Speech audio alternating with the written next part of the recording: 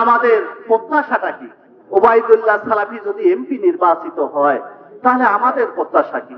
আমরা যারা নেতা কর্মী এবং আমরা যারা সাধারণ মানুষ, আমরা কি এই প্রত্যাশা করে আছি যে ওবায়দুল্লাহ সালাফি কোনোমতে খালি এমপিটা হয়েছে, মনে কাঁচা বাড়িটি আছে না, এই কাঁচা বাড়িটা আমি পাকা করে ফেলেন কি?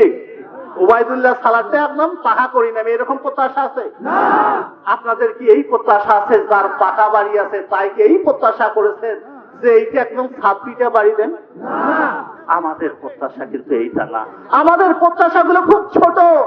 আমাদের প্রত্যাশা হচ্ছে আমার বাড়ি থেকে শুরু করে নবাবগঞ্জ বাজার পর্যন্ত, আমার বাড়ি থেকে শুরু করে জলঢাকা উপজেলা পর্যন্ত, আমার যাতায়াতের যে রাস্তাটা, এই ভাঙ্গাচুরা রাস্তাটা, এই ভাঙ্গাচুরা বিভিন্ন জায়গায় যে খালপায় উঠে গেছে, এই ভাঙ্গাচুরা রাস্তা যেন সোজা হয়ে যায়, এইটাই তো আমার প্রত্যাশা। আমরা বিভিন্ন কারণে থানায় যাই, থানায় যে হয়রানির শিকার হই, আমাকে যেন থানায় যে হয়রানির শিকার হতে না হয়, আমার এটাই তো প্রত্যাশা। আমার 4-5 জনের মাটি আছে, এই 4-5 জনের মাটির কারণে, জমির কারণে আমাকে বিভিন্ন সময় ভূমি অফিস যাওয়া লাগে, ভূমি অফিসে যা হয়রানির শিকার হতে হয়, এই হয়রানির শিকার যেন আমি না হয়, এইটাই তো আমার প্রত্যাশা।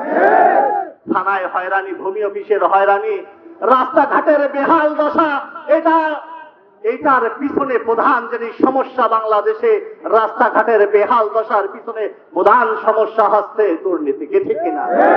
বাংলাদেশে বাজেটে টাকার কোনো অভাব নাই, প্রধানতম সমস্যা হচ্ছে দুর্নীতি।